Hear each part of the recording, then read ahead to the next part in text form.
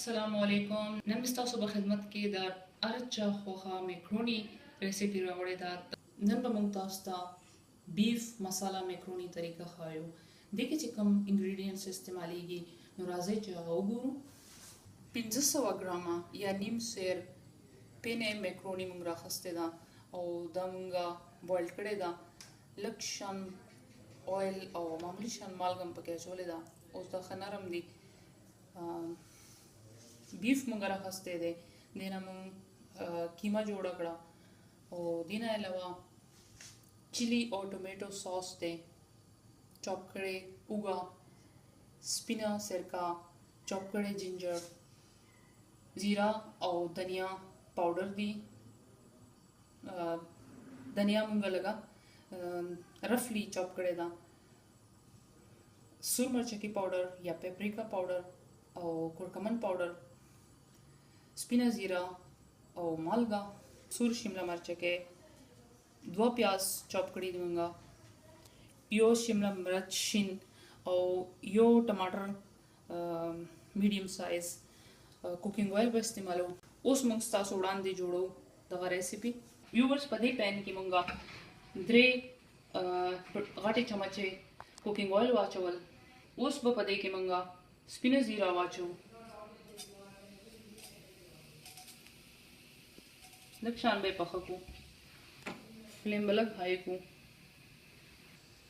اوس په دې کې پیاز واچوي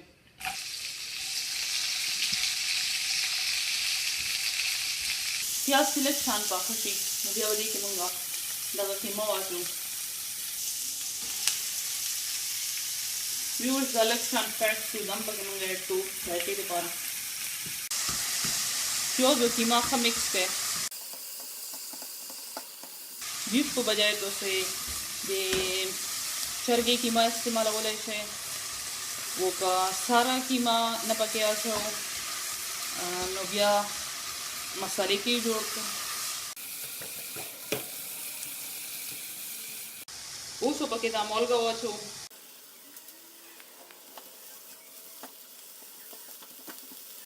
اوس پکې دا چاپ کړی وګو واچو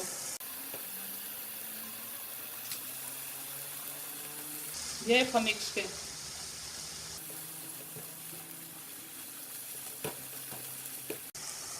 د چاپ کړی ادرک پکې واچو مکس کړئ. ټماټر پکې واچو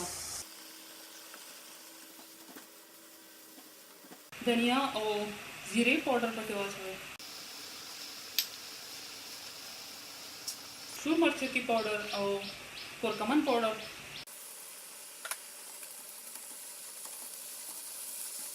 स्पिना सिरका से मुझे से वदाओ पके वाचो जो मिक्स के लग साथ लेपट के साथ स्टीम के पापा खाशी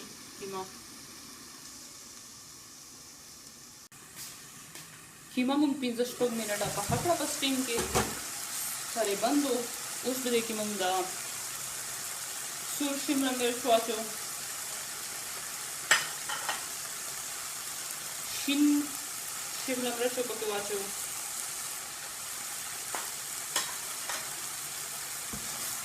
लग देगी बा ऐसे मिक्स को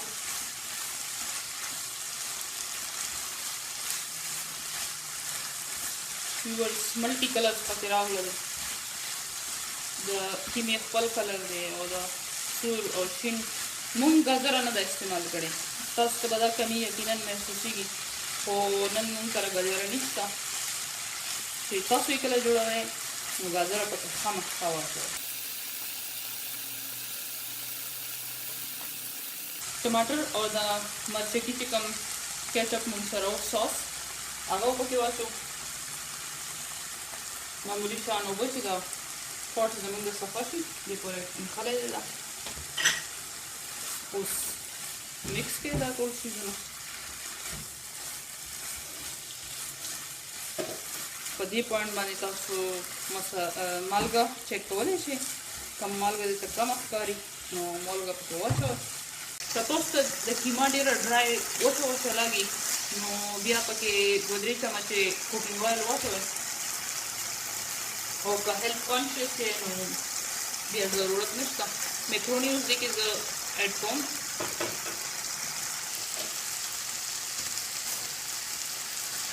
مونږ سره اوسئ ویورز. مونږ تاسو ته فیوچر کې د وایټ ساس پاستا ریسیپي شیر کوونې ده تاسو سره. ډېره مزېداره لګي هغه. ډېر ټیمپټینګ ښکاري ماته خو.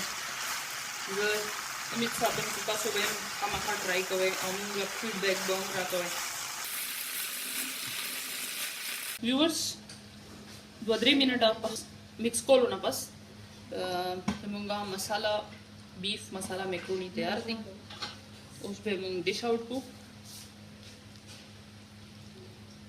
ډېر مزېدار ډېر خوندور ټیمپټینګ شان میکروني دي. ضرور یې ټرای کړئ. په دې کې تاسو مشروم هم اچولی شئ.